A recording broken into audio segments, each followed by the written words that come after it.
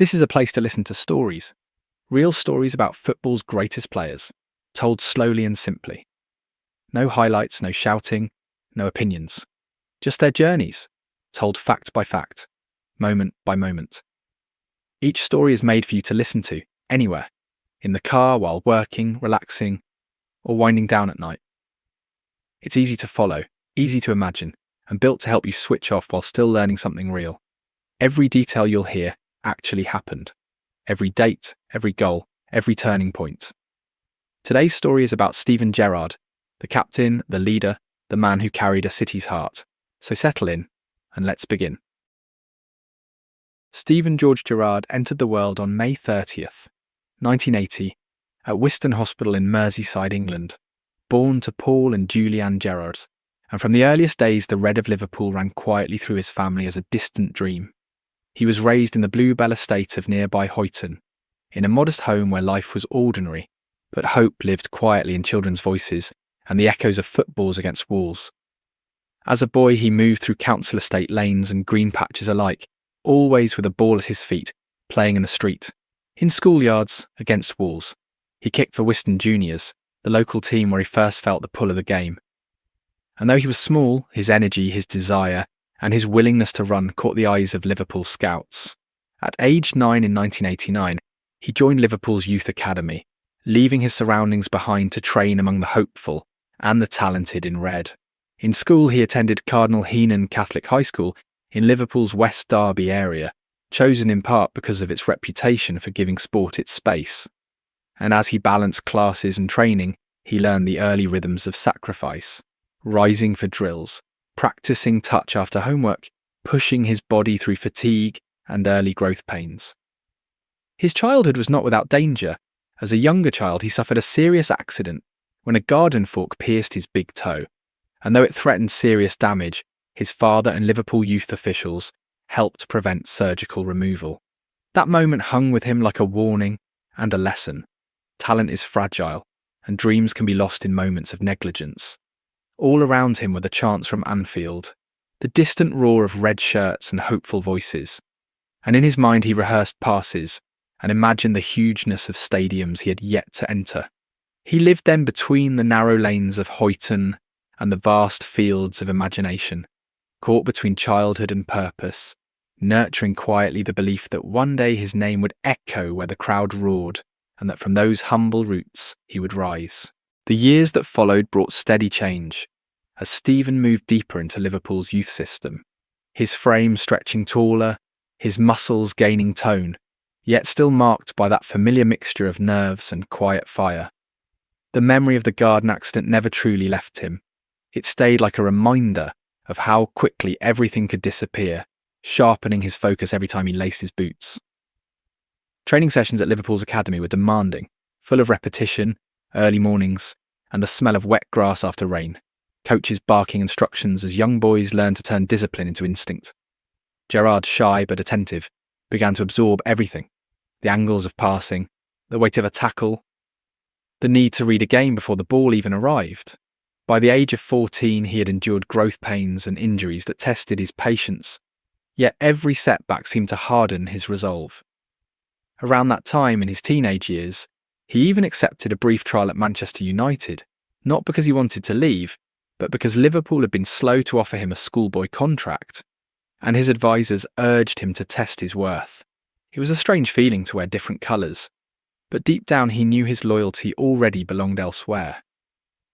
Soon after, Liverpool signed him fully into their youth setup, securing a future that now felt real rather than imagined. At Cardinal Huyton School, teachers described him as reserved but respectful, a boy who saved his voice for the pitch. And when he played for the school team, the difference was obvious, the way he could spot pass or break up play, as if he saw the whole game from above.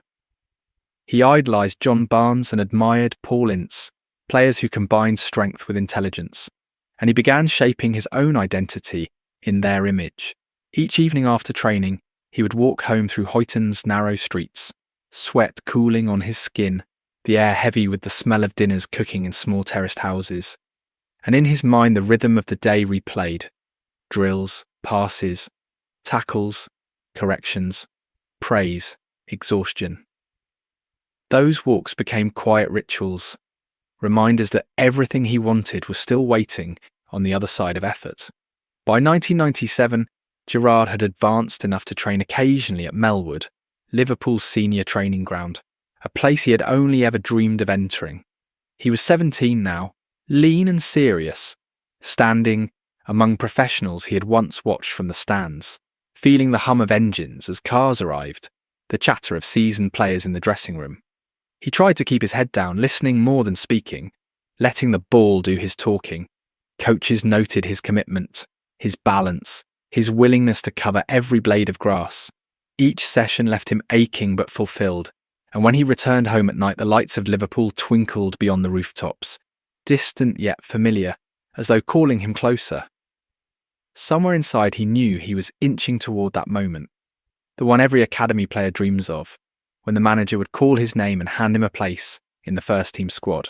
The autumn of 1998 arrived with a chill over Merseyside, the sky often heavy with low clouds and the air smelling faintly of rain and sea.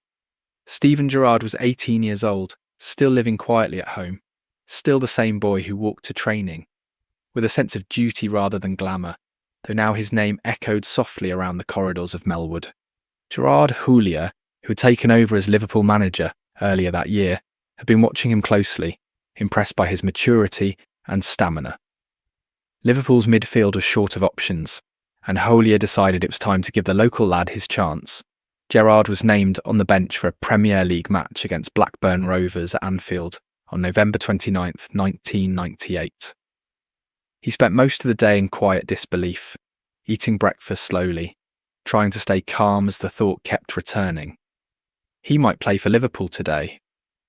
Anfield that afternoon was cold, a sharp wind cutting across the Kop, scarves raised, voices warming the air. Liverpool were already ahead when Houllier called his name in the second half. Gerrard pulled off his tracksuit top and felt his heartbeat quicken as he stepped toward the touchline, the stadium swelling in sound.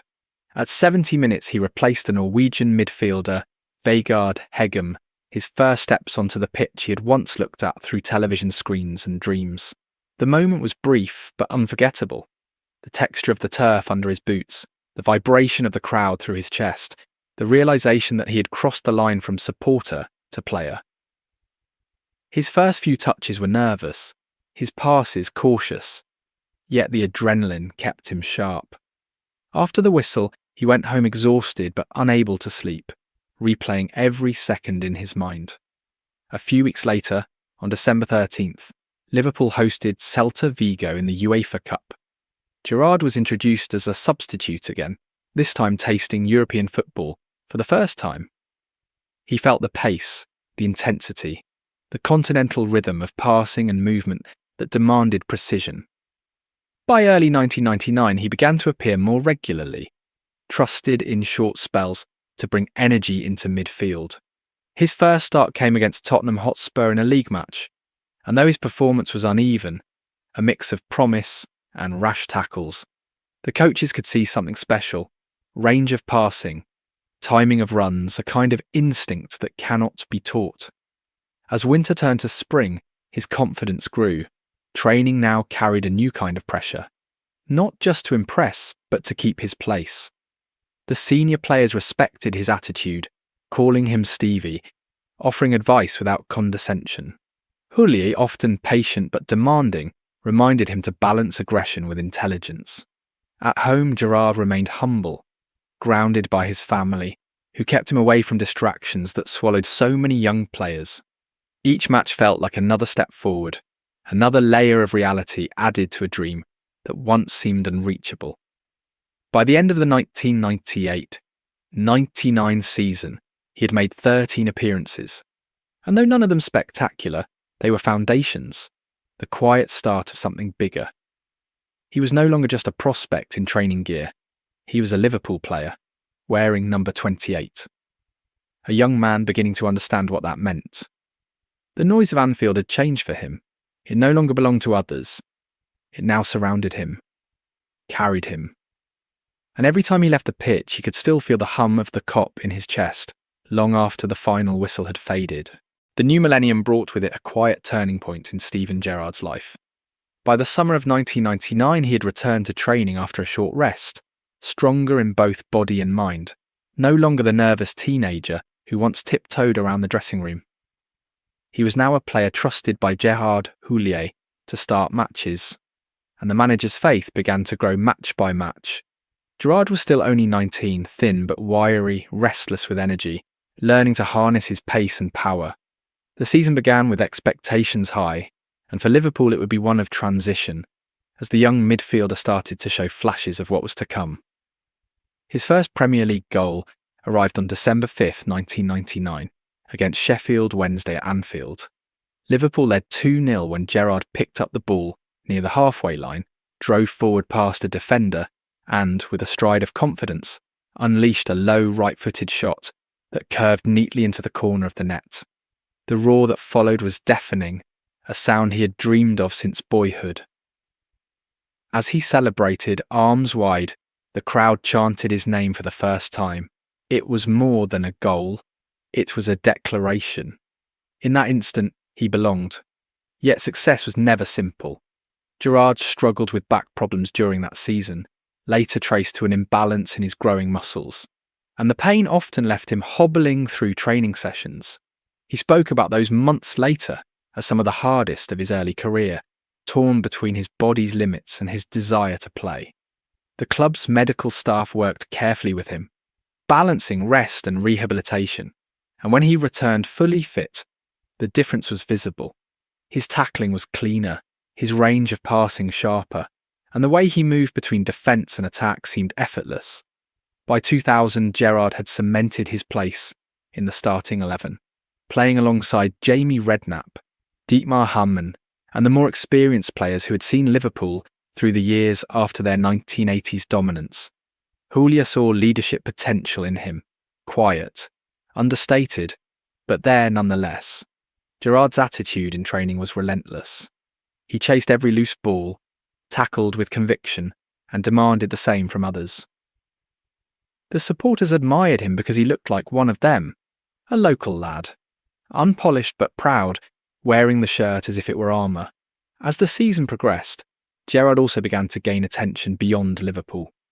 England's under-21 team called him up in 1999, and by May 31, 2000, just a day after his 20th birthday, he made his senior international debut for England in a friendly against Ukraine at Wembley Stadium. It lasted only a few minutes. He came on as a substitute. But it meant the world.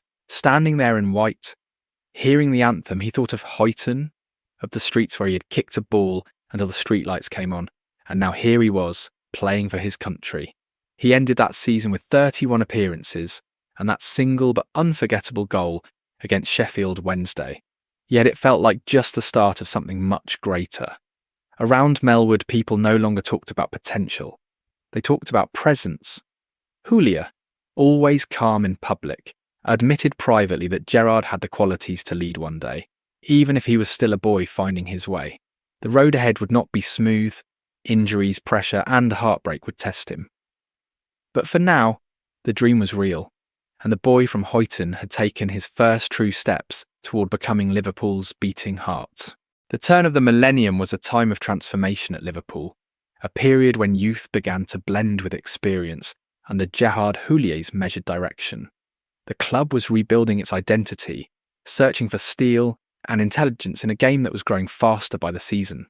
Steven Gerrard found himself in the centre of that evolution, his energy and honesty on the pitch marking him as the heartbeat of a new generation. Training at Melwood became more intense than ever, double sessions in the cold air, fitness drills, tactical meetings, an endless repetition of passing patterns designed to turn instinct into precision. Gerrard thrived on it, though his body often protested. Persistent back and groin problems threatened to undo him, the same imbalances that had haunted him since adolescence.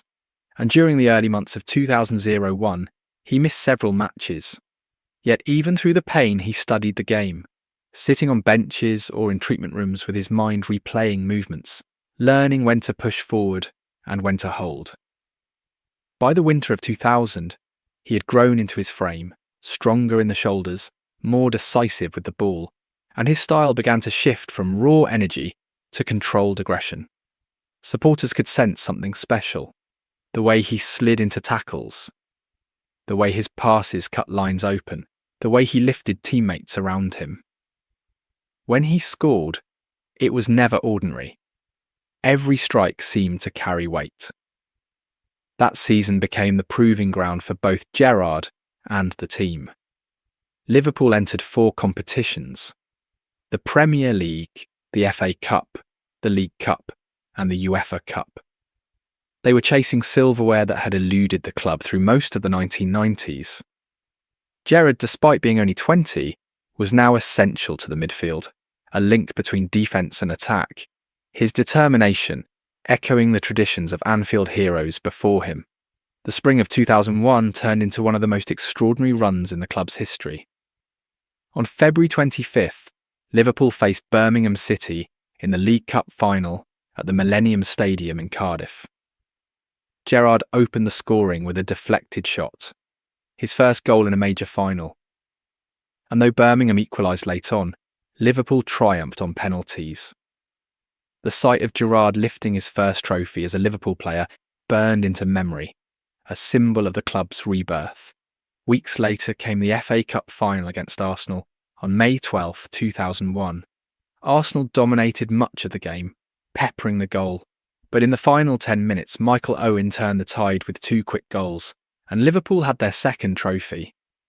Gerrard, exhausted but proud, hugged his teammates beneath the Cardiff rain, realising he was now part of something historic. The journey continued to Dortmund, Germany, for the UEFA Cup final on May 16, 2001, against the Spanish side, Alaves. It was a chaotic, breathless match, ending 5-4 after extra time with Liverpool victorious thanks to a golden goal. Gerrard had scored the second goal that night, sprinting through the centre to meet a pass from Marcus Babbel, striking cleanly across the keeper. When the whistle blew, he sank to his knees, surrounded by red shirts and confetti, a 21-year-old standing amid history. Within 3 months, Liverpool had won a treble, 3 major cups, and Gerrard had been at the heart of it all. By the end of that season, he had made 50 starts and scored 10 goals across all competitions, and he was named PFA Young Player of the Year. Yet beneath the celebration, he felt a flicker of fatigue, the whisper of old injuries returning, and a realisation that glory never came easily. The summer brought short rest and renewed expectations. But as he stood with medals in hand and fans singing his name, Gerrard understood something fundamental. This was no longer the dream of a boy from Huyton. This was his life now, the weight of Liverpool's history on his shoulders, and he was ready to carry it. The summer of 2001 faded into a new season, filled with expectation. Liverpool were back among Europe's elite after years of waiting, and for Steven Gerrard, barely 21, the challenge was to maintain the same fire while learning the art of endurance. His body, though stronger, was still temperamental.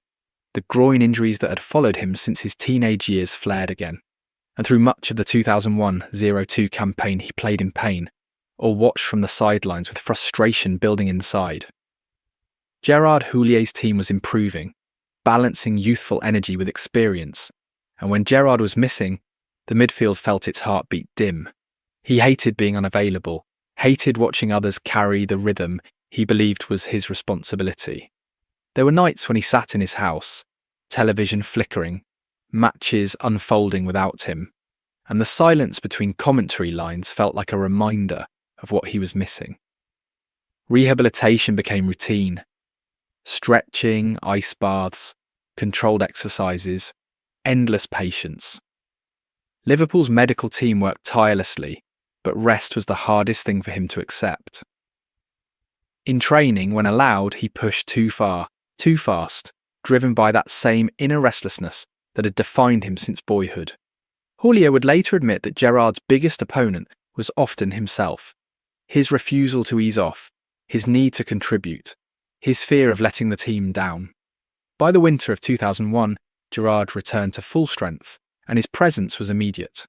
Liverpool were climbing the Premier League table, their eyes on the title race, and in Europe the Champions League anthem echoed once again at Anfield, something Gerrard had only seen as a supporter before. He played with intensity, covering ground like few others, breaking attacks, starting counters, his passes slicing through midfields. Every time he struck the ball, the crowd reacted before it even reached its target. They trusted his touch, his vision. The match against Manchester United in December at Anfield stood out that season. A thunderous performance from the young midfielder as Liverpool beat their greatest rivals 2-0. Gerrard's tackle on Paul Scholes midway through the first half drew a roar from the Kop that seemed to shake the ground. It was football reduced to its purest emotion, heart against heart. That same season saw a dramatic moment in October 2001 when Huyton fell seriously ill with a heart condition during a match against Leeds United. The news shocked the squad, Gerrard included, who had seen the Frenchman not just as a manager, but as a mentor and father figure. In Huyton's absence, assistant Phil Thompson took charge, and Gerrard stepped up, playing with a new sense of leadership. The team rallied, holding together through uncertainty, and when Huyton returned in March 2002 to a standing ovation at Anfield, Gerrard was one of the first to greet him. That day reminded him that football, even at its highest level, was still about people. Loyalty, gratitude, unity. Liverpool finished second that season behind Arsenal, their best league finish in over a decade, and Gerrard contributed key goals, notably a long-range strike against Southampton that showed both power and technique. He had grown in stature, not just in ability, but in presence. The boy who once whispered around older teammates now shouted instructions, lifted others when their energy waned, and carried himself with authority that went beyond his years. But as the season closed, the old pain returned again, forcing him to withdraw from England's squad for the 2002 World Cup in Japan and South Korea, a decision that crushed him. He watched England's matches from home, knowing he should have been there, knowing he would have given everything. It was the first major tournament of his career that he would miss, and it cut deeply. Yet lying there with ice packs on his groin, listening to the distant hum of summer and the sound of matches through the television, he promised himself that the next time England reached a tournament, he would be ready, fit and unstoppable. As 2002 passed into 2003, Gerrard's injuries began to ease. His body, once fragile, hardened through experience, and with that came maturity. He had learned patience, balance, and control, the hidden virtues behind greatness. And as Liverpool prepared for the new season, a quiet shift was taking place. Huyton, watching closely, began to see in his young midfielder not just talent, but the beginnings of a leader. The new season arrived with cautious optimism and a quiet sense of change.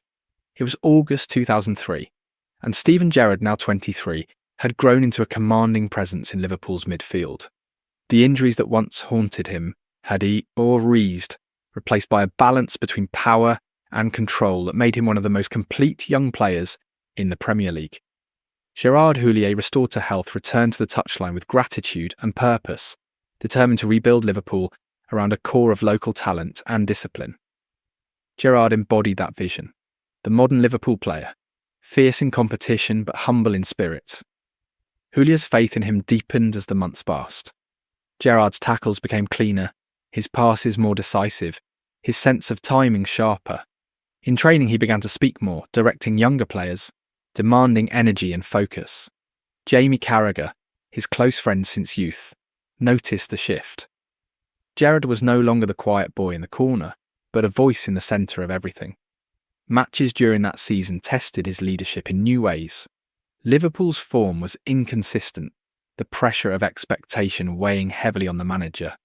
And when results dipped, it was Gerrard who ran harder, shouted louder, fought longer. On October 15th, 2003, Gerrard captained England for the first time in a friendly against Serbia and Montenegro.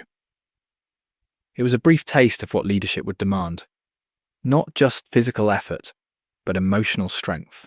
That same autumn, Huyton made a decision that would define Gerrard's life.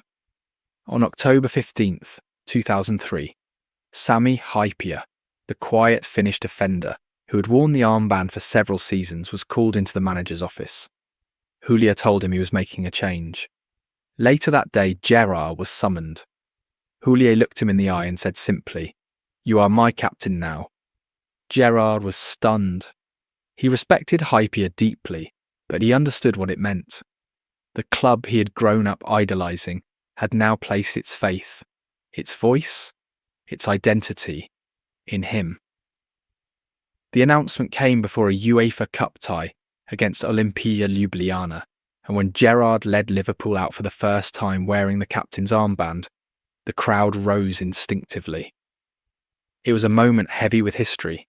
At just 23 years old, he had become the youngest permanent captain in the club's modern era. The weight of the armband felt strange at first. A strip of fabric that seemed to hold the entire city's heartbeat, but he carried it with quiet pride. In his first weeks as captain, Gerrard began to understand that leadership was not about shouting, it was about setting standards, showing courage when others wavered, running when legs burned, and believing when belief seemed lost. The remainder of that 2003-04 season was a difficult one for Liverpool.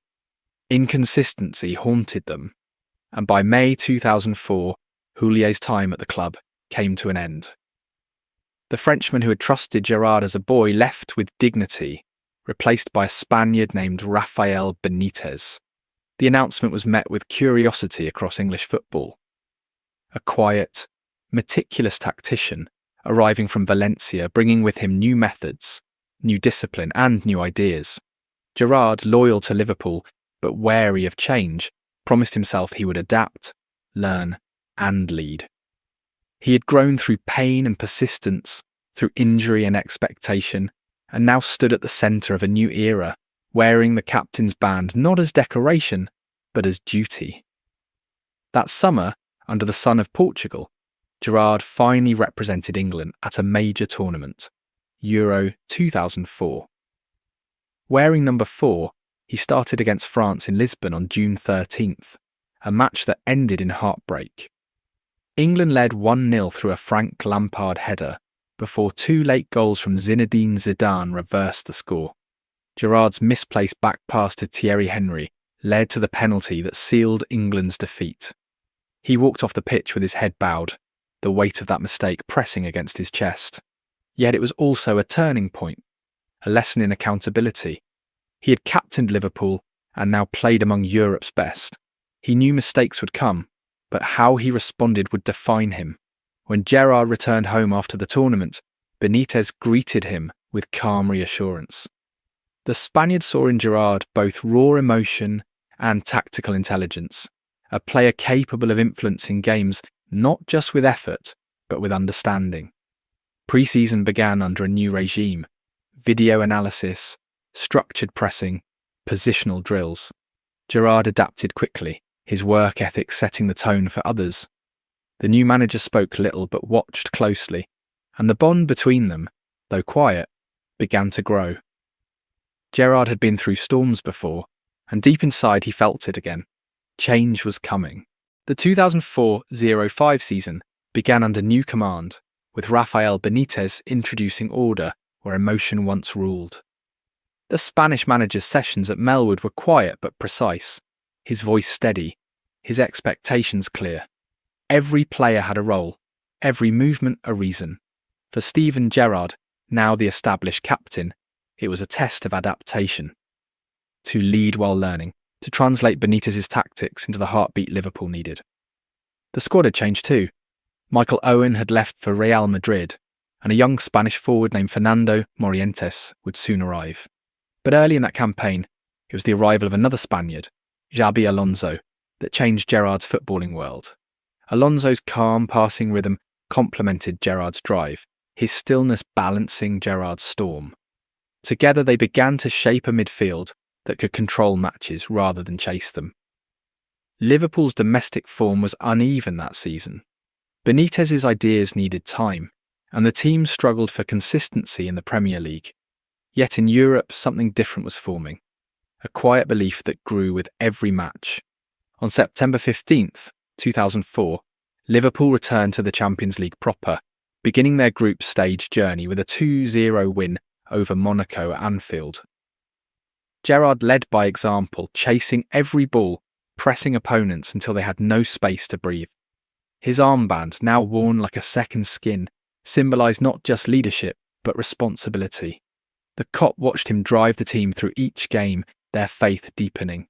But by December, Liverpool's campaign hung in the balance. They faced elimination if they could not beat Olympiacos at home on December the 8th, 2004. The atmosphere that night was electric, cold air thick with breath and fear. Rivaldo scored for Olympiacos, meaning Liverpool now needed 3 goals to survive.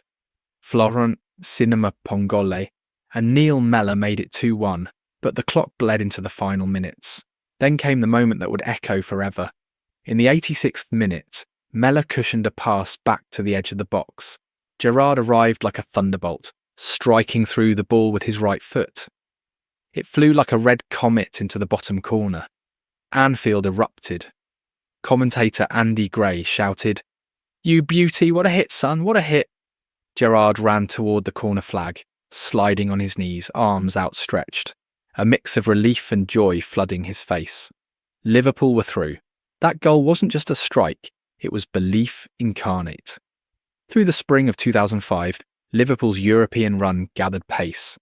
Gerrard battled through injuries, a groin strain, a bruised foot, but refused to rest. They beat Bayer Leverkusen, then Juventus, and faced Chelsea in the semi-final, where the 2-legged tie became a war of attrition. The decisive moment came at Anfield on May 3rd, 2005. After just 4 minutes, Luis Garcia flicked the ball over the line. A goal that still divides opinion, but it stood. Liverpool defended with every ounce of heart, and when the final whistle came, Gerrard leapt into the air, fists clenched, the cop roaring like thunder. They were going to Istanbul. By May 25th, 2005, the eyes of Europe were on the Ataturk Olympic Stadium, Liverpool against AC Milan, a club rich with history, stars and poise. Gerrard led his side out under the floodlights, calm but burning inside. The match began brutally. Within a minute, Paolo Maldini scored for Milan. By half-time, it was 3-0. Gerrard walked off the pitch stunned. In the dressing room, silence filled the air until the captain spoke. "Play for our fans," he told them quietly. "Just get one back." When the second half began, Liverpool pressed higher, the noise of travelling supporters carrying them forward. In the 54th minute, John Arne Rice crossed from the left, and Gerrard rose, hanging in the air before glancing the ball perfectly into the corner. He didn't celebrate wildly. He waved his arms toward the stands, urging belief, shouting, "Come on!" The noise that followed seemed to lift the stadium off its foundations. Moments later, Vladimir Smicer scored. Then Xabi Alonso equalised from the rebound of his own saved penalty. From 3-0 down to 3-3 in 6 minutes. It was madness, magic, and faith. Gerrard played on through cramp, even filling in at right back as Liverpool defended desperately through extra time. When Jerzy Dudek saved Andriy Shevchenko's penalty in the shootout, Gerrard dropped to his knees, overwhelmed by emotion. The whistle blew, and the Reds were European champions again. He lifted the trophy under a shower of red confetti, his face lit by tears and floodlights. A captain at 25 who had just written his name into football history. That night, May 25th, 2005, became the defining image of Steven Gerrard. Arms raised, silver above his head, a leader forged through pain and passion. He had carried his boyhood dream to its highest point. When the team plane landed back in Liverpool, 500,000 people lined the streets to welcome them home. From the top deck of the parade bus, Gerrard looked out over the sea of red, the chants, the smoke, the joy, and whispered to himself, "This is why you never give up." In the days that followed the miracle of Istanbul, Liverpool was a city reborn. The streets glowed with pride, red flags hung from windows, and every pub echoed with stories of that night. Steven Gerrard barely rested, woke each morning to find his name everywhere, on headlines, on shirts, on lips. He was the captain who had led the impossible comeback, the man who refused to give up when logic said it was over, But inside, away from the noise, Gerrard was restless. The glory of Istanbul brought with it the same question he had faced before. What next? Chelsea under Jose Mourinho were circling again.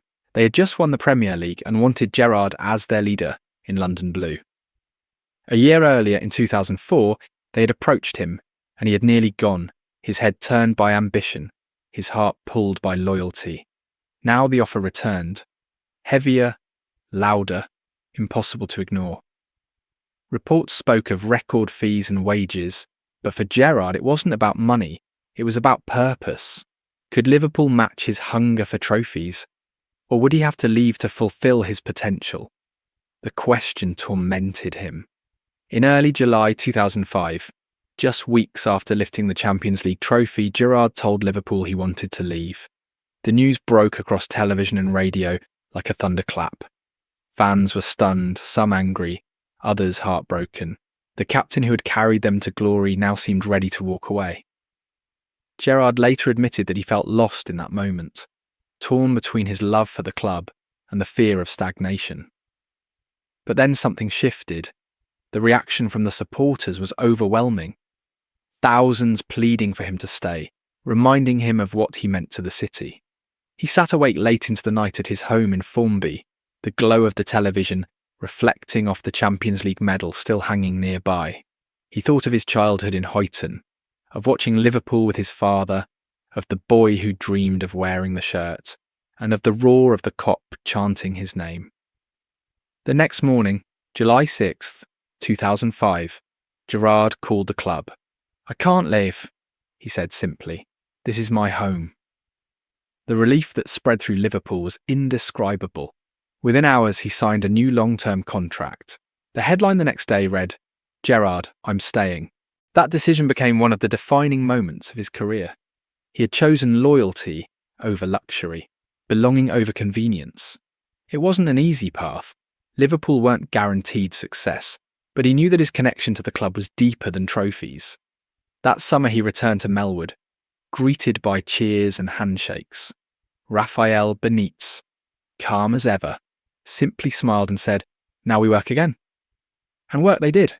The 2005-06 season began with Liverpool defending their European title and building toward a new domestic challenge. Gerrard's performances reached another level. Sharper, faster, more assured. He scored a hat-trick against TNS in the Champions League qualifiers, his shooting power now a trademark.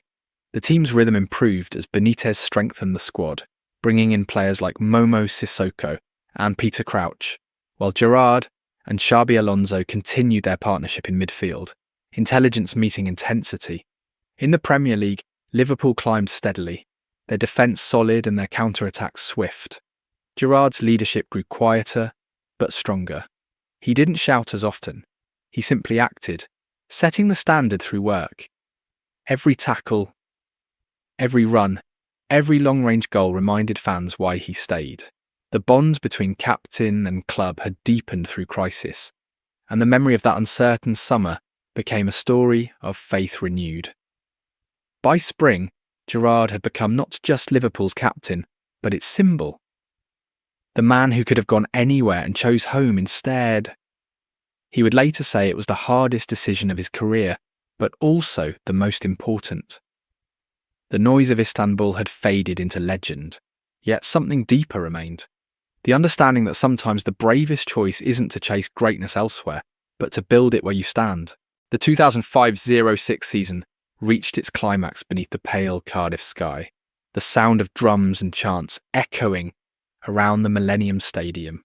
On May 13th, 2006, Liverpool faced West Ham United in the FA Cup final, a match that would come to be remembered not only for its chaos and beauty, but for one man's unrelenting will. Steven Gerrard walked out ahead of his team, captain's armband tight on his sleeve, his expression calm, almost unreadable.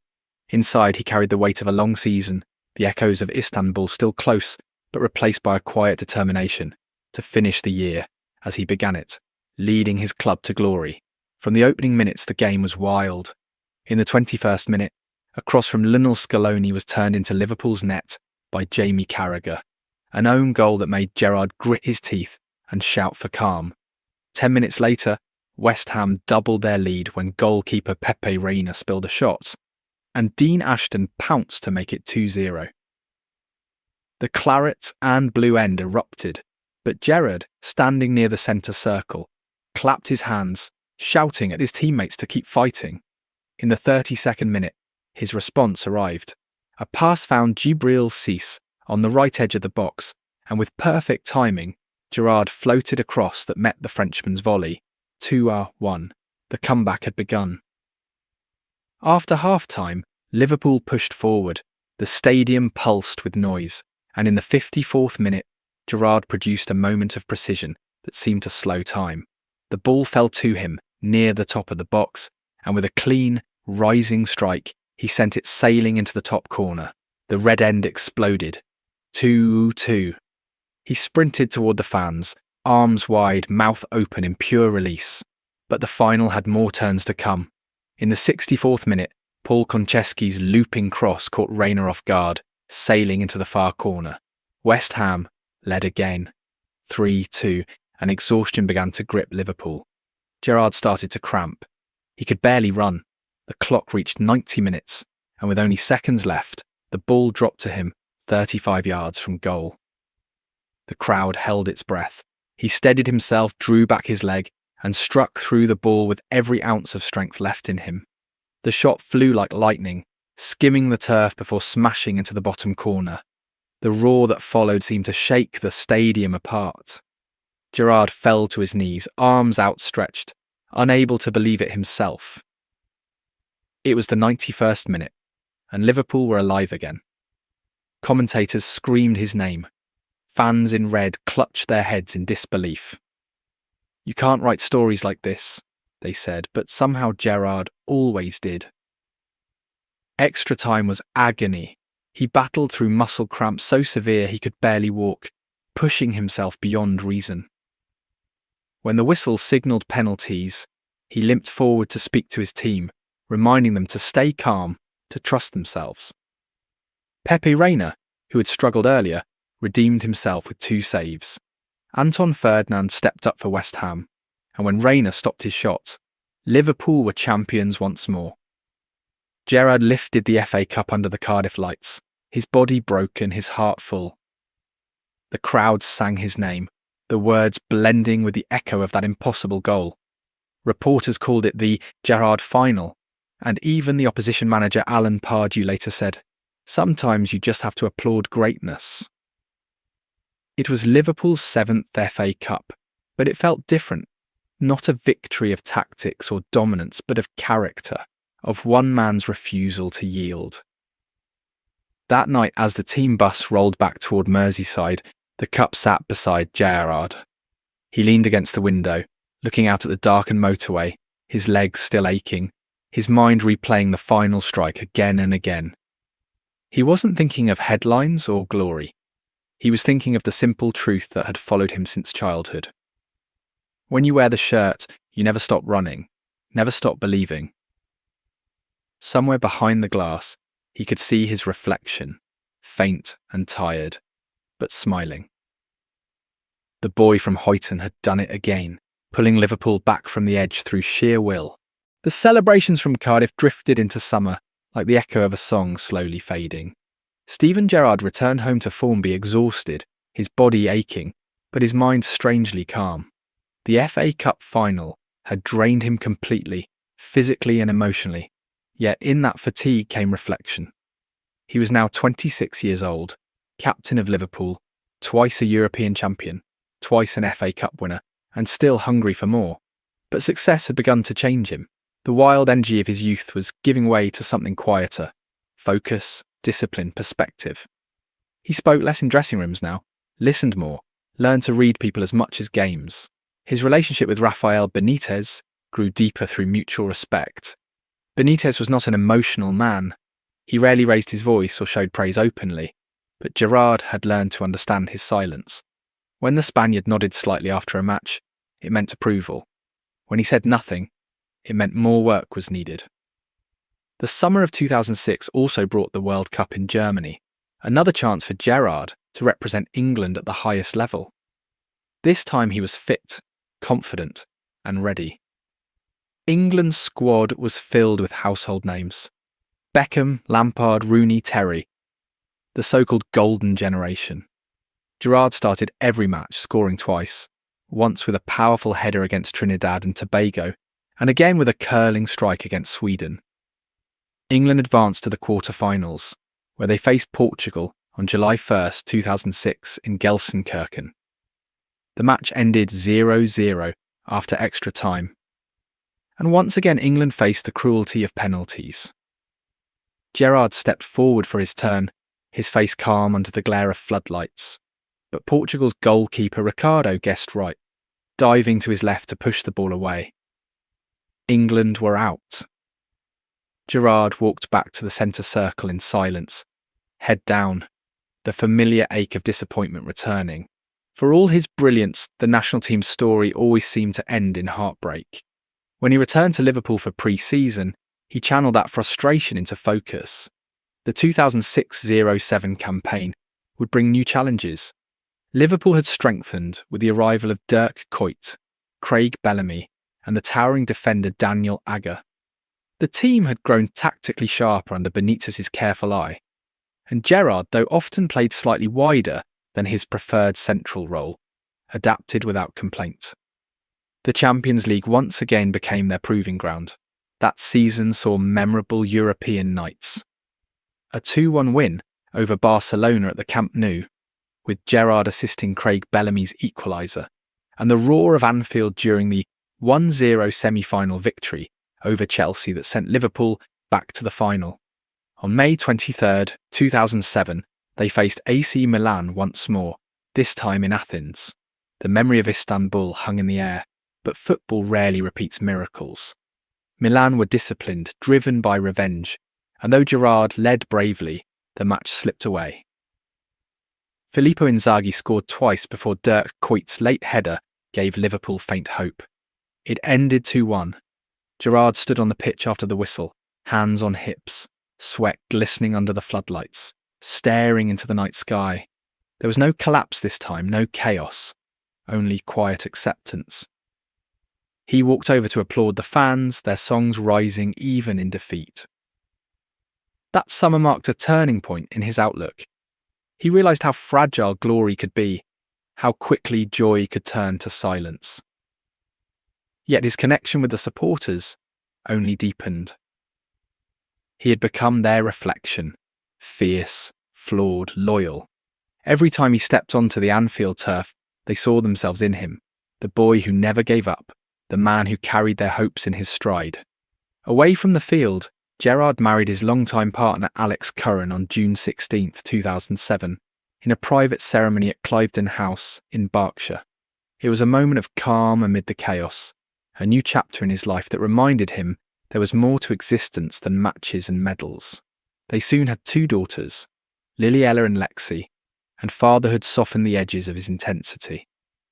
He would later say that coming home after a match, hearing laughter instead of chants, gave him peace no trophy ever could. As the year closed, Gerrard stood at the edge of something new. Liverpool had not won the league, but they were stronger, and he was wiser. His body bore the scars of years in battle, but his heart still beat for the same dream. To see his club crowned champions of England again, it had been 16 years since Liverpool last lifted the league trophy, and though he could not know it then, that longing would shape the rest of his journey. The summer of 2007 faded into autumn, and Liverpool's ambitions shifted once again toward the league title that had eluded them for so long. Steven Gerrard returned to Melwood after a brief rest, sharper, leaner, and more experienced. Rafael Benitez had been busy reshaping the squad, strengthening the attack with a Spanish striker from Atletico Madrid, whose reputation for speed and ruthlessness preceded him, Fernando Torres. When Gerrard first met him, he saw something familiar: quiet determination, respect for the game, and a hunger that matched his own. The connection was instant. In training, Gerrard's passes began to find Torres' runs almost instinctively, as if they had played together for years. By the start of the 2007-08 season, Liverpool looked different. Quicker, more fluid, more dangerous. Anfield buzzed with expectation again. On August 19, 2007, Liverpool hosted Chelsea in a match that set the tone for the season. Gerrard scored with a thunderous drive from 25 yards, a goal that curled into the corner before Peter Cech could move. He celebrated with a simple fist pump, face set, no theatrics, the mark of a man who expected excellence, not surprise. Though the match ended 1-1, Liverpool's intent was clear. Over the months that followed, Gerrard and Torres built one of the most lethal partnerships in Europe. The captain's precision passes, split defences, and Torres' movement and finishing turned them into goals. Gerrard finished that campaign with 21 goals in all competitions, Torres with 33, and together they reignited the city's belief that Liverpool could challenge for the title once more. But football, as always, tested them. The 2007-08 season ended with Liverpool finishing fourth, their progress evident yet incomplete. Benitez's tactical discipline sometimes clashed with Gerrard's instinct for freedom, and behind the scenes, ownership disputes between Tom Hicks and George Gillett cast shadows over the club. Gerrard kept his focus on the pitch, where his partnership with Torres continued to flourish. In Europe, Liverpool advanced to the Champions League semi-finals again, knocking out Arsenal in a thrilling 5-3 aggregate win before falling narrowly to Chelsea. Gerrard's penalty in the first leg at Anfield, struck with his usual precision, remained a symbol of his consistency. The following season, 2008-09, became one of Gerrard's finest. Liverpool started strongly, showing a balance between defence and attack that few teams could match. Torres battled injuries that year, yet whenever he played, the chemistry between them was unstoppable. Gerrard's role evolved too. Benitez moved him further forward, behind the striker, allowing him to influence matches higher up the pitch. It worked beautifully. On December 13th, 2008, Gerrard scored twice against Hull City in a 2-2 draw, taking his tally past 100 goals for Liverpool. A milestone that underlined his transformation from energetic midfielder to complete footballer. January brought a memorable day at Old Trafford, where Liverpool dismantled Manchester United 4-1. Gerrard scored a penalty, kissed the camera lens in front of the away fans, and celebrated with raw emotion. A burst of pride and defiance that captured everything he felt about rivalry, respect, and belonging. The title race was fierce that season. Liverpool played some of their best football in decades, defeating Real Madrid 5-0 on aggregate in the Champions League, with Gerrard scoring twice in the second leg at Anfield, a performance that earned a standing ovation even from rival supporters. As spring turned to early summer, Liverpool chased Manchester United for the Premier League crown. They lost only 2 league matches all season, but too many draws cost them the title. They finished second, 4 points behind their rivals, with Gerrard named the Football Writers' Association Footballer of the Year, recognition for a season in which he scored 24 goals and delivered his most complete football. It was the closest Liverpool had come to winning the league in nearly 20 years. When the final whistle blew on that campaign, Gerrard stood on the pitch at Anfield, applauding the fans as they sang his name. There was pride, but also a quiet ache. They had been so close, and he knew opportunities like this didn't come often. Yet his loyalty never wavered. He had given everything once again. Every sprint. Every tackle, every pass. And though the title slipped away, something else had grown stronger. The bond between captain and supporters. They trusted him completely. Off the field, Gerrard had settled into family life. His third daughter, Lourdes, was born in late 2011, but during these years football still consumed him. Each morning began with training, each evening with recovery. He often said his greatest peace came in the moment before kickoff, standing in the tunnel, heart steady, waiting for the referee's whistle.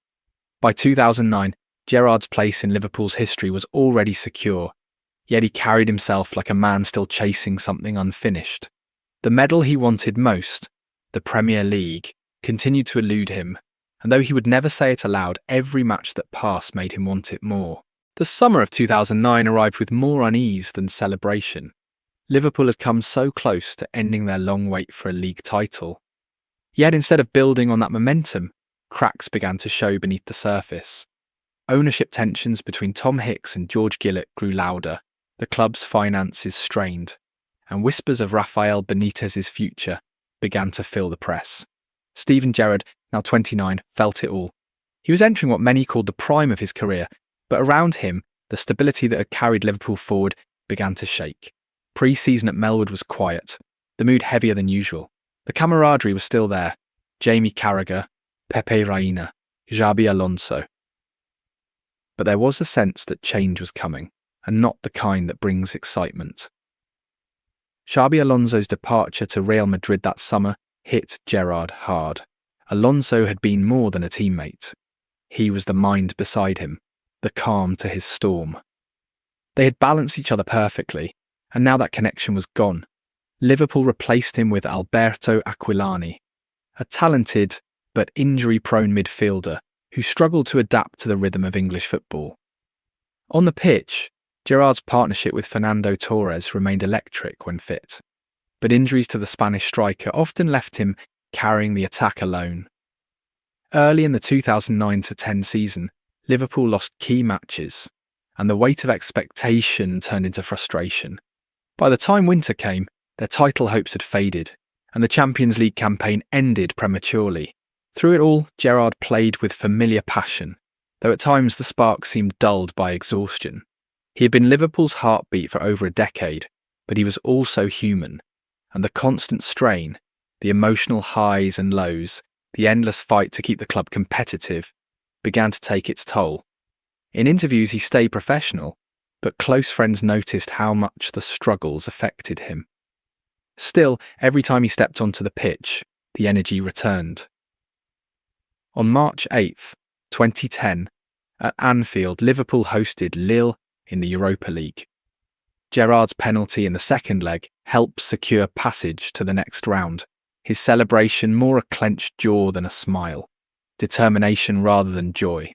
By May 2010, Liverpool finished 7th in the league, their worst position in over a decade, and Benitez's departure was confirmed. It marked the end of an era. Gerrard spoke respectfully about his manager, the man who had believed in him through triumph and tension alike. "We achieved so much together," he said. "He made me a better player." But the future felt uncertain. Rumours linked Gerrard once again with a move away, Real Madrid among the suitors. Yet deep down he knew he would not go. He couldn't. Liverpool was more than his club. It was his identity. That summer Roy Hodgson took over as manager, and Gerrard tried to embrace a fresh start, but the problems at the top of the club worsened. The ownership dispute deepened, debts mounted, and by October 2010, the situation reached court as the Royal Bank of Scotland moved to force a sale. The chaos off the pitch seeped into performances on it. Results dipped, morale fell, and fans grew restless. Through all of it, Gerrard remained the constant, calm, loyal, determined to hold everything together. In November 2010 came one of his finest European nights at Anfield. Liverpool trailed Napoli 1-0 at half-time in the Europa League, their play lifeless, the crowd uneasy.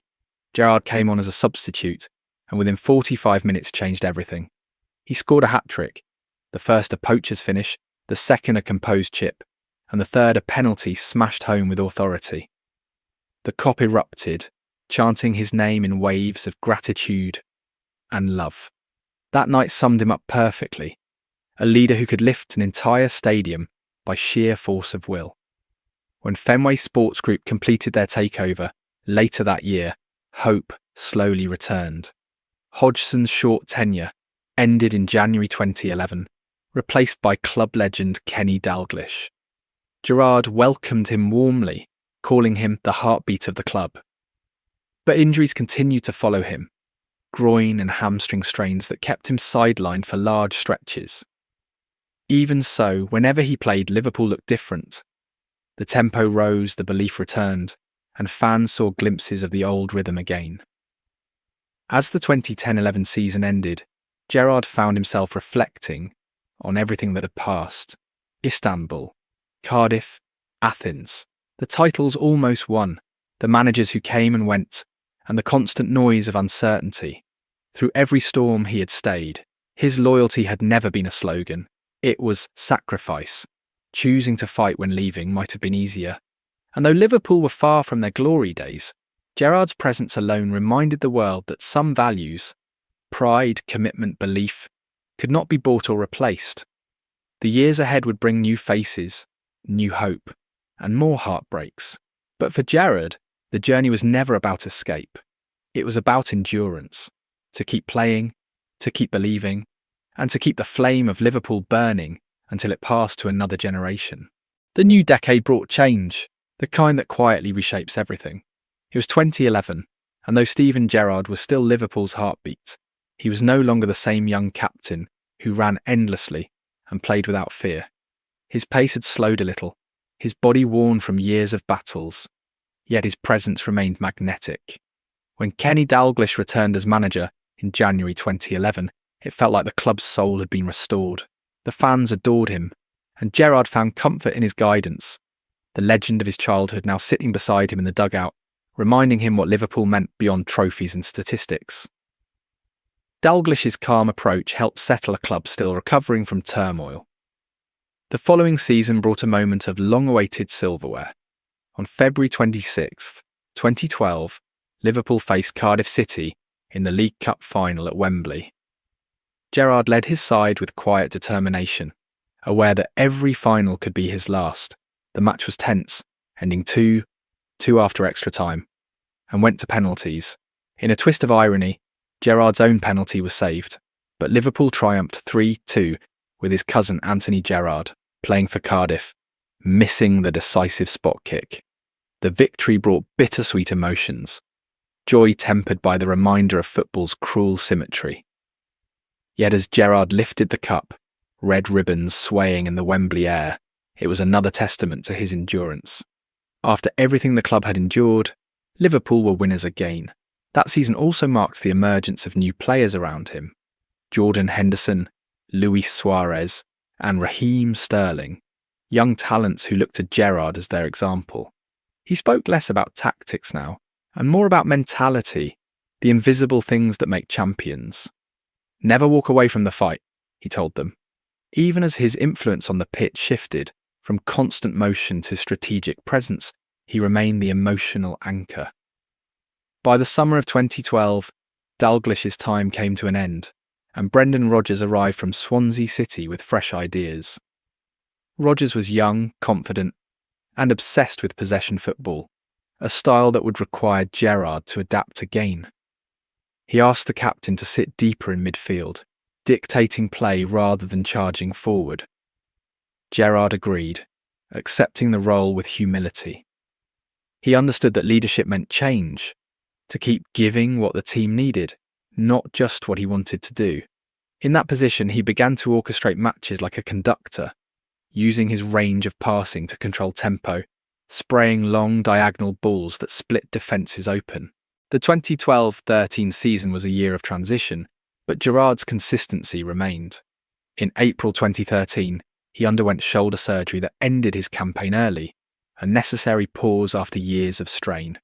He watched the final matches from the stands, studying Rodgers' ideas, eager to return stronger. The following season, 2013-14, would become one of the most dramatic of his entire career. Liverpool started the campaign full of energy, playing attacking football at a tempo few teams could match. Suarez and Daniel Sturridge formed a devastating partnership up front, and Gerrard, now the experienced general, sat behind them, directing, encouraging, orchestrating. He was 33, still powerful, still precise, now using his mind as much as his body. As the months passed, Liverpool began to dream again. The wins came thick and fast. Arsenal, Manchester City, Tottenham, each victory carrying them closer to the title that had escaped Gerrard his whole life. By April 2014, they stood top of the table. On April 13th, at Anfield, they faced Manchester City in what felt like a final. The match ended 3-2, and when the whistle blew, Gerrard gathered his teammates into a tight huddle near the Kop. Tears filled his eyes as he said, "This does not slip. We go again." The cameras caught every word. It was passion, leadership, and belief all bound together. But football, as always, writes its own script. 2 weeks later, on April the 27th, 2014, Liverpool faced Chelsea at Anfield. It was the match that could decide the title. Near half-time, a simple pass rolled toward Gerrard. He took a touch, but the ball slipped under his foot.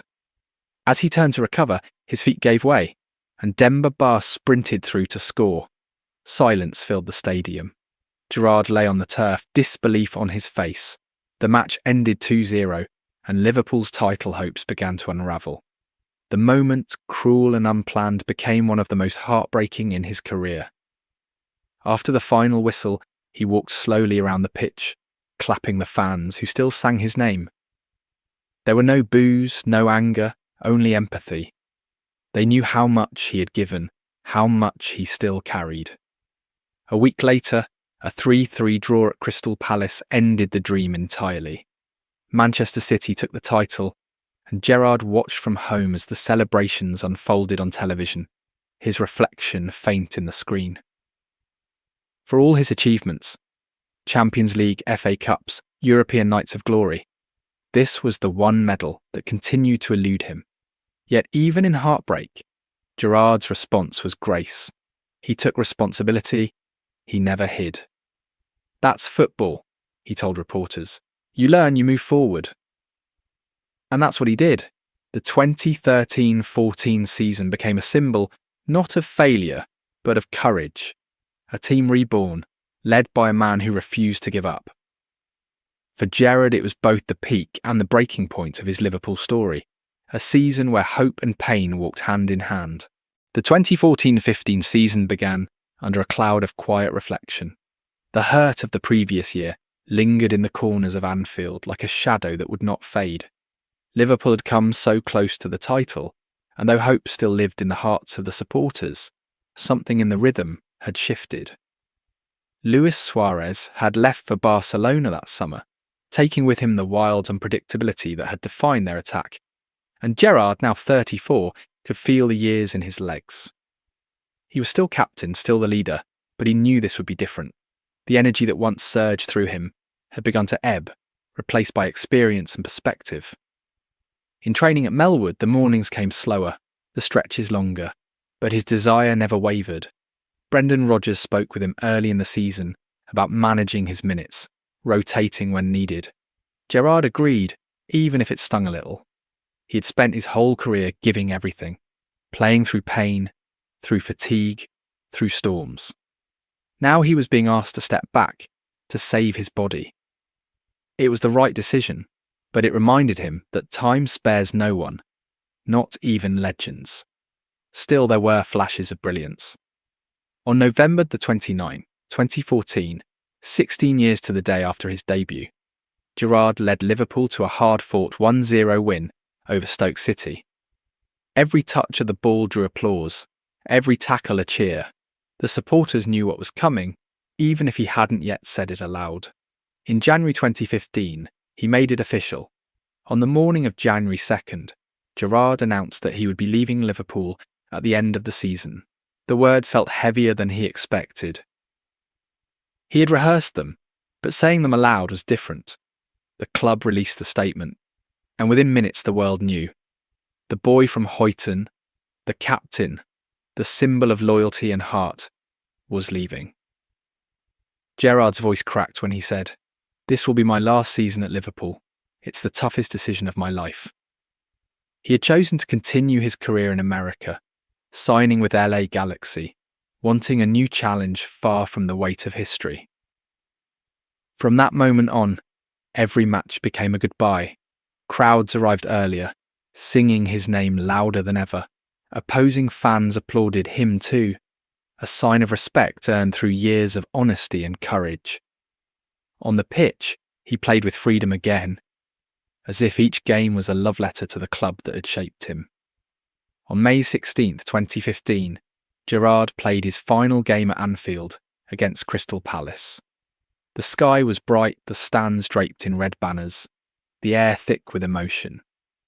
Liverpool lost 3-1, but no one cared about the result.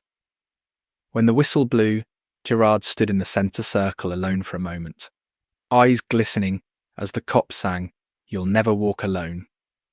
He applauded in every direction, his family watching from the stands. It wasn't a goodbye to a career, it was a farewell to a life.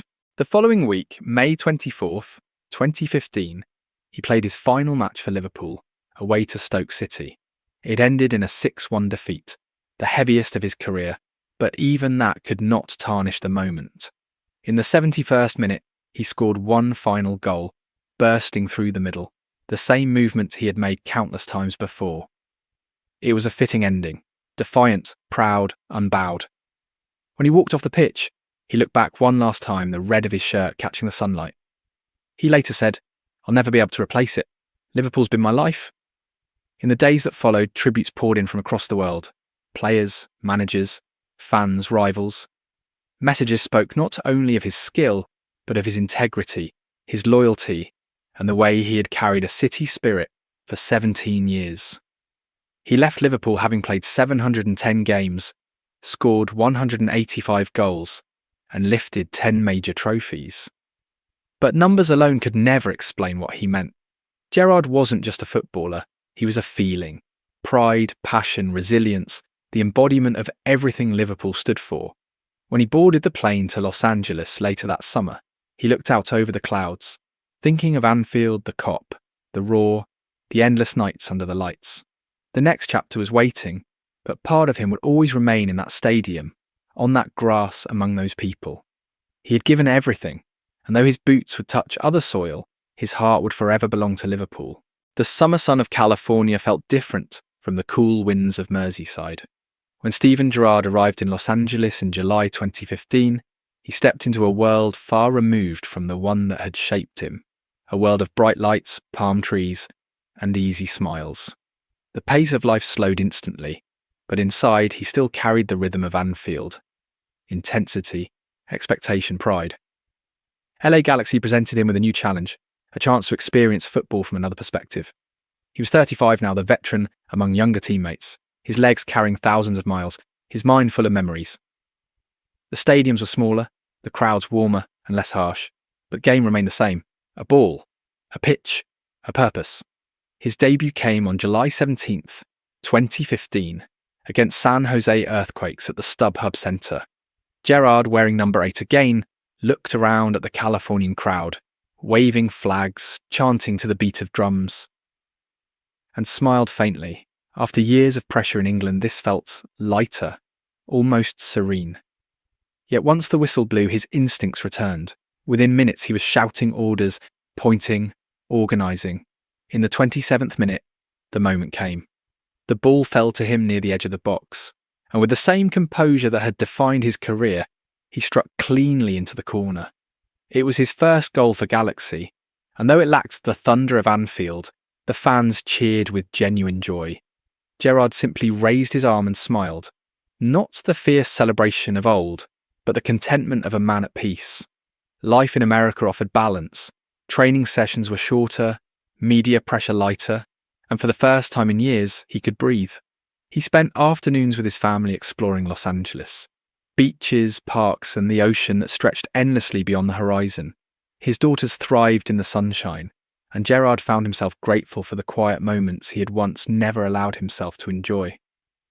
But football was still in him, and the perfectionist never disappeared completely.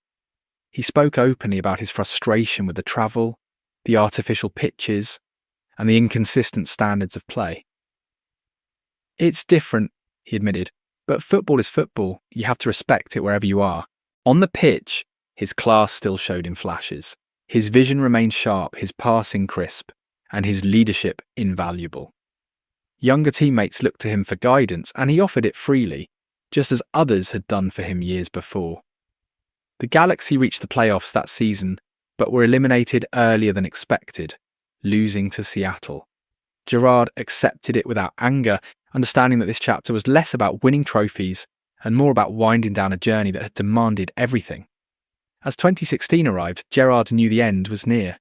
His body, after nearly 2 decades of top-flight football, began to resist.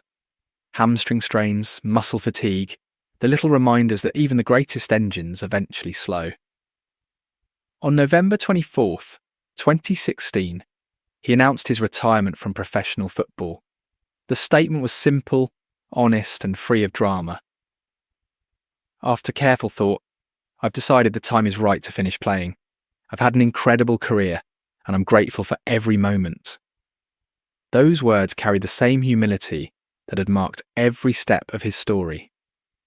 In interviews that followed, Gerrard spoke openly about how hard it was to let go. Not the fame, not the attention, but the feeling of stepping onto a pitch and hearing a crowd respond. "That's what I'll miss," he said softly. "That noise, that energy. You can't replace it." Still, he looked forward rather than back. Retirement for Gerrard was not an ending, but a pause, a moment to reflect before deciding where to direct his focus next. When he returned to England later that winter, he visited Melwood quietly one morning. The air was cold, the grass damp, the same as it had been when he was a boy. The new generation of players trained in front of him, young faces chasing dreams the way he once did. He smiled, proud but humble, knowing his place in the story had shifted from player to mentor. He wasn't sure yet what would come next: coaching, punditry, family life. But one thing was certain: he would never be far from football. That afternoon he walked alone across the pitch, the sky grey above him, the scent of the turf sharp in the air. He closed his eyes for a moment and listened. The ghostly echo of crowds, the thud of a pass, the rhythm of chants. It was all still there, woven into him. For the first time in decades, there was no match to prepare for, no line-up to lead, no roar to chase, only silence. And in that silence, Steven Gerrard found peace. Retirement brought a stillness that Steven Gerrard had never known before. For the first time since childhood, his days were not ruled by kick-off times, travel schedules, or team meetings. The world slowed, yet inside he felt a restless energy, a need for purpose. Football had been his heartbeat for more than 2 decades, and now in his mid-30s, he faced the question every great player must eventually confront: what comes next? He spent those first few months with his family, taking his daughters to school, walking through the parks of Liverpool without the constant pull of recognition. He found joy in ordinary things: school runs, family dinners, laughter. But even in quiet moments, his thoughts drifted back to the game. He would find himself analysing matches on television, scribbling ideas on scraps of paper, thinking about training drills, movement, mentality. The fire had not gone out, it had simply changed direction. By early 2017, Gerrard returned to Melwood, not as a player but as a mentor. Jurgen Klopp, now Liverpool's manager, welcomed him warmly. Klopp, charismatic and thoughtful, understood what Gerrard's meant to the club and believed his experience could guide the next generation. Gerrard began working with the under-18 squad, observing first, then leading sessions. Coaching, he quickly realised, required a different kind of discipline. It was less about instinct and more about patience, teaching, and communication. He studied intensely: tactics, leadership, psychology, determined not to rely on reputation alone. The young players listened closely when he spoke, aware they were learning from the man whose name echoed across Anfield stands. But Gerrard never made it about himself. He spoke of the team, of attitude, of the responsibility of wearing the badge. "Talent's not enough," he would tell them softly. "You've got to care more than anyone else." His transition to coaching felt natural, but his ambition pushed him further. He enrolled in UEFA's coaching courses, learning alongside other former professionals, studying the fine details of strategy.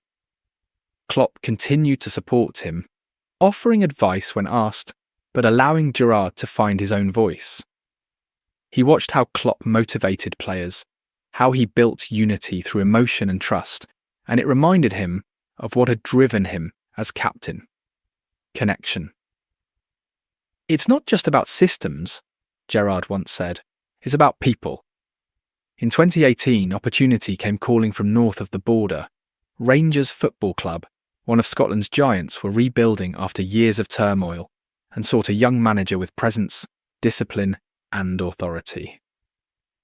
Gerrard thought deeply before accepting. It was a risk, his first senior job, in a league known for its intensity and expectation, but he felt ready. On May 4th, 2018, he was officially announced as Rangers' new manager.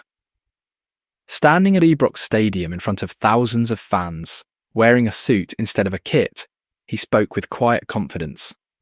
"I'm here to bring success back to this football club." From his first day, he imposed standards. Training began early, fitness levels improved, and his message was clear. Rangers would no longer be in anyone's shadow.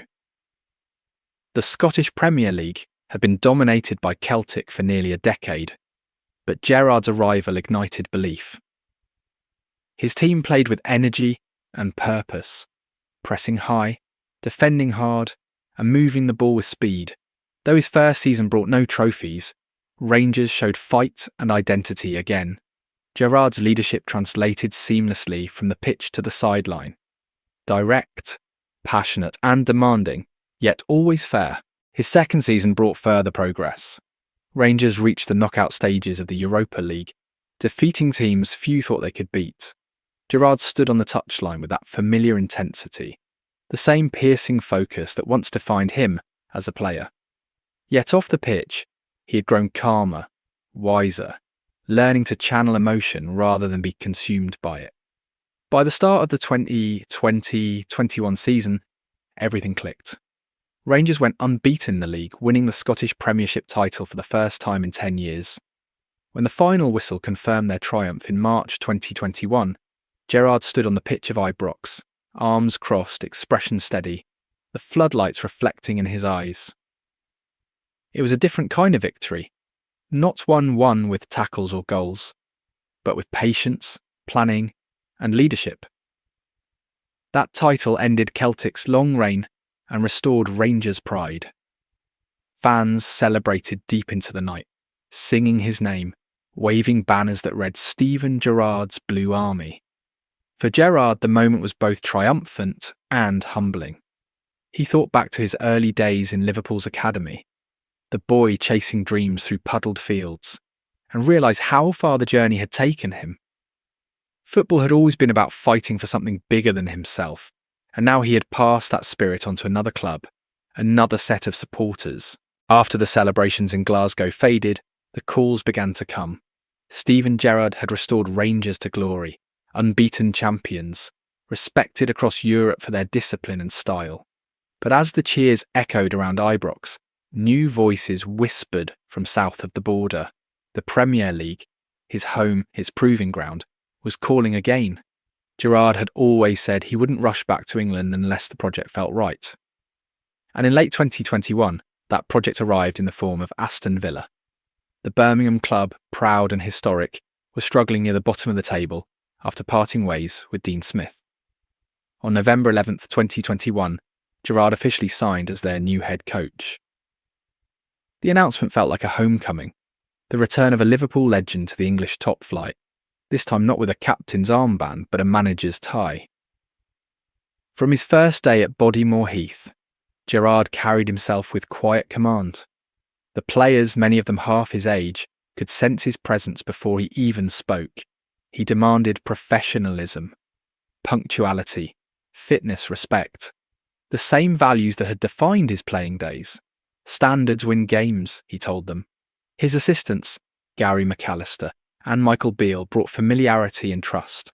Together they rebuilt confidence in a team that had forgotten how to believe. Gerrard's first match came on November 20th, 2021, against Brighton at Villa Park. The atmosphere buzzed with anticipation. Late goals from Ollie Watkins and Tyrone Mings secured a 2-0 victory, and Gerrard's fist pump on the sideline drew cheers that rolled through the stadium. It was a promising start. The weeks that followed showed flashes of progress. Villa played with more structure, pressing higher, defending in unison. Gerrard's tactical mind, shaped by his experiences under Benitez, Klopp, and his own reflections, emphasised discipline and quick transitions. Big wins against Crystal Palace, Leicester, and Everton lifted morale, and by Christmas, Villa had climbed clear of the relegation zone. Gerrard spoke with modesty, always deflecting praise towards his players. "They're the ones who do the work," he'd say calmly in interviews. echoing the humility that had always marked him. But as 2022 unfolded, the challenge deepened. The Premier League, relentless and unforgiving, exposed every weakness. Injuries struck, form dipped, and moments of brilliance were too often followed by frustration. Gerrard's pushed harder, adjusting tactics, rotating players, analysing every detail. He signed Philippe Coutinho in January 2022, reuniting with his former Liverpool teammate. The Brazilian's arrival brought creativity and brief excitement, especially during a thrilling 3-3 draw with Leeds United, where Villa played free, expressive football, yet consistency remained elusive. By the end of his first full season, Villa finished 14th, safe but short of expectations. Gerrard took responsibility without excuse. "We have to be better," he said plainly. The summer that followed brought optimism again, a full pre-season, new signings, and renewed determination. But football can be cruel. Early in the 2020-23 campaign, results faltered once more. Narrow defeats, missed chances, defensive lapses, the small margins that separate success from struggle. The pressure built quietly, then loudly. Every match carried weight, every question in press conferences, a reminder of expectation. On October 20th, 2022, after a 3-0 loss to Fulham at Craven Cottage, Gerrard's time as Aston Villa manager came to an end. The announcement arrived that same evening. He left the stadium with dignity, shaking hands with players and staff before stepping onto the team bus for the last time. There were no angry words, no bitterness, just quiet reflection. He had known the risks of management, the fine line between triumph and dismissal. "That's football," he would later say, echoing the same phrase he'd used countless times before.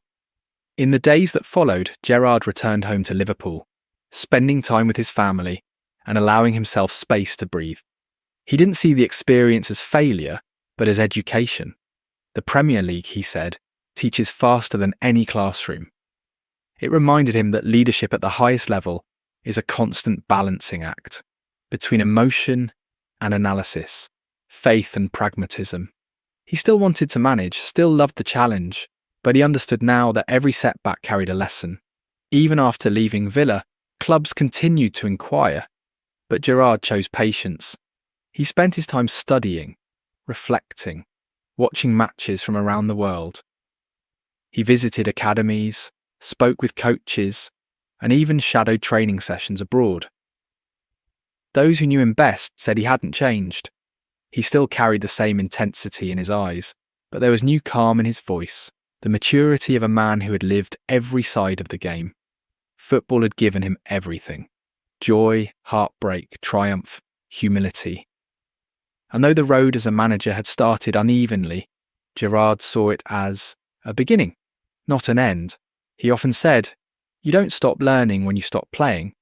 That's when you start to really understand." And in those quiet months, away from stadium lights, Steven Gerrard was doing exactly that. Learning, evolving, waiting for the next call that would test him again. By 2023, Steven Gerrard had experienced nearly every emotion football could offer. The euphoria of Istanbul, the heartbreak of near misses, the pride of leadership, and the sting of managerial dismissal.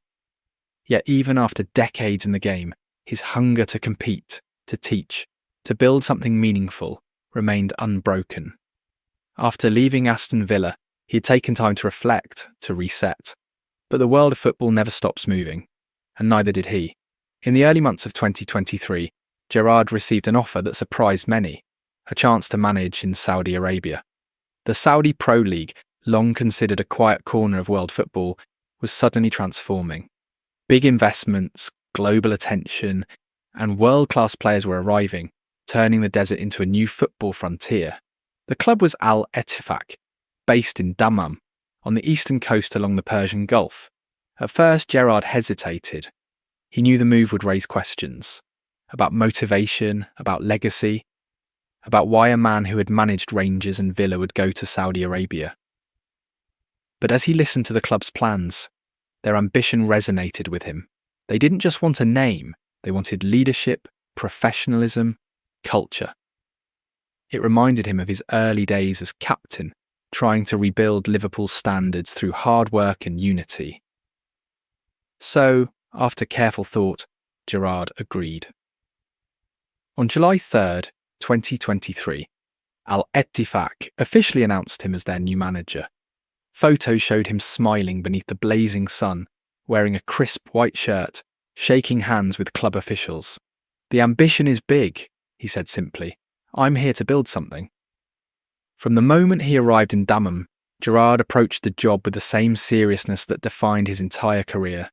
Training began early, the air hot even before sunrise. He met his players one by one, introducing himself not as a star from Europe, but as their coach, their guide. Some of them had followed his career from afar, others were young locals eager to learn. "I'm not here for headlines," he told them. "I'm here to work." His staff included familiar faces, men who understood his methods, ensuring that the standards he carried from Liverpool and Rangers followed him across continents. The Saudi Pro League was changing rapidly. Clubs like Al Nassr, Al Hilal, and Al Ittihad were signing global stars. Cristiano Ronaldo, Karim Benzema, N'Golo Kante. And the world's cameras began to turn their way. Gerrard's Al-Ettifaq joined the movement, signing experienced European players such as Jordan Henderson, his former Liverpool teammate and close friend. Their reunion was emotional. Gerrard greeted him at the airport with a warm handshake and a quiet grin. "Back together again," Henderson said with a laugh. It gave the team instant credibility, a sign that Al-Ettifaq meant business. Adjusting to life in Saudi Arabia was a challenge of its own. The heat was intense, the culture different, but Gerrard embraced it with respect. He learned about local customs, greeted fans in Arabic, and often praised the passion of supporters who filled stadiums week after week. In interviews, he spoke about the league's growing quality and how it reminded him of his early playing days. Raw, emotional, full of hunger. "People underestimate how serious football is here," he said. "There's real pride in every game." On the pitch, his first months brought mixed results. Al-Ettifaq started strongly, winning several early fixtures and climbing the table. But consistency remained elusive. Still, Gerrard remained calm, using each match to refine tactics and build cohesion. He often stood on the touchline in the late evening heat, his white shirt darkened with sweat, shouting instructions with the same intensity he once carried as captain. The players responded, not because of his fame, but because they felt his sincerity. He was there to teach, to build, to earn respect. Away from football, Gerrard found peace in the quiet rhythms of life in Dammam. He spoke of enjoying the stillness after years of chaos, the chance to think, to focus on the game without the constant noise of English football. He often reflected on how far he'd come, from the streets of Huyton to the deserts of the Middle East, and how football, no matter where it was played, always spoke the same language. By the end of 2023, Gerrard had guided Al-Ettifaq to stability, instilling discipline and belief in a club still learning to dream bigger. For him, this chapter was never about fame or money. It was about evolution, proving to himself that leadership knows no borders. He often said that every stage of his career, from player to coach, had taught him something new about people, about pressure, about purpose. Saudi Arabia, too, was teaching him patience, perspective, and the art of starting again. In the evenings, when the stadium lights dimmed and the desert winds blew softly across the pitch, Gerrard sometimes stayed behind, standing alone at the centre circle. The air was warm, silent, except for the hum of distant traffic. He would look up at the stars, brighter here than anywhere else, and smile. Still the same game, he'd whisper to himself. Still chasing something bigger. As time moved forward, the noise around Steven Gerrard's career softened, but his legacy only grew stronger. The young boy from Huyton, who once kicked a ball against brick walls, had travelled the world through football, carrying with him the same values that defined him from the very beginning: loyalty, hard work, honesty, and heart. Wherever he went, those qualities followed. From the muddy pitches of Liverpool's youth academy to the bright lights of Istanbul, From the roars of Anfield to the calm evenings in Saudi Arabia, his story was one of endurance, belief, and belonging. By 2024, Gerrard's name had become more than a memory of goals and trophies. It had become a lesson.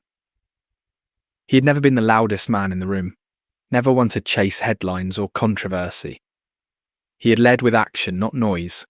Fans across generations continue to watch his highlights, not just for the brilliance of his play, but for the emotion behind it.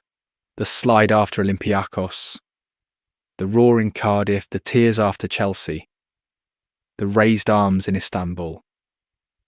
Those moments were etched into football's collective memory because they felt real. Gerrard's career was not a perfect script.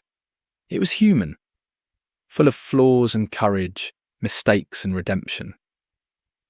That's why people connected to him, because he showed what it meant to care completely. Even as he worked far from England, Gerrard remained closely linked to Liverpool. He often returned to Anfield quietly, sitting in the stands during Champions League nights, feeling the same pulse he'd once carried onto the pitch. Jurgen Klopp, now a friend as much as a colleague, spoke of him with deep respect. "Steven is Liverpool," he once said. "He's the soul of this club." Gerrard never saw it that way. He would smile modestly, shake his head, and reply, "I just played my part." Yet everyone around him knew it was more than that. He had become a symbol of the city's resilience, of working-class pride, of the belief that loyalty still mattered in a world that often forgets it. At home, life had changed pace. His children were growing, finding their own paths, and he cherished the time he had missed during his playing years. Football no longer consumed him, but it never left him either. He stayed connected through coaching, analysis, and mentorship. He often visited youth academies, speaking to young players about focus, sacrifice, and staying grounded. "Talent can make you good," he'd tell them, "but character makes you last." His voice carried weight, not because he was famous, but because he had lived what he spoke. In interviews, when asked about regrets, Gerrard always paused. There was the league title, the moment that slipped away, the dream he could almost touch but never held. Yet he always answered the same way. "I gave everything I had. That's enough for me." It was an answer born from truth, not comfort. He understood that life, like football, was not about perfection, but about effort, about turning up every day, even when things hurt, even when the odds felt impossible. In Liverpool, murals of him appeared on walls, capturing his familiar stance, arms outstretched, chin lifted, eyes filled with fire. For the city, he wasn't just a memory of what was, he was a reminder of what could be achieved when you never stopped believing. Fans still sang his name in the Kop. Parents still told their children stories of Stevie G, the lad who led his team back from 3-0 down in Istanbul, who carried his club through countless battles, who stayed when leaving might have been easier. In the quiet moments, Gerrard himself often reflected on that journey. The medals, the heartbreaks, the lessons, all of it, he realised, had shaped him far beyond football. Standing on the edge of a pitch one evening in Dammam, as the sun set deep orange behind the stands, he thought of his father's words from years ago. "Whatever you do it properly." He smiled because he knew he had. From the first touch to the last whistle, he had done it properly. With heart, with pride, with everything he had to give. Steven Gerrard's story was never about being perfect. It was about never giving up, about carrying the weight of expectation, falling, standing up again, and still walking forward. He had lived the dream of millions, but never forgot the simplicity of it. A boy, a ball, and a belief that one day he could make a difference. And in doing so, he did. For Liverpool, for football, for anyone who has ever chased something bigger than themselves, when the floodlights fade and the crowds move on, his legacy remains. Not in trophies or records, but in the spirit he left behind. A reminder that greatness isn't measured by how many times you win, but by how deeply you care while trying. And in that sense, Steven Gerrard will always be eternal. If you've listened all the way through, take a moment to think about what his story means to you. Maybe it's about perseverance. Maybe it's about home. Or maybe it's about chasing something bigger, even when the odds say you can't. Football gave him a stage, but character made him unforgettable. Thank you for listening, for slowing down, for imagining, for being part of this journey. Until the next story.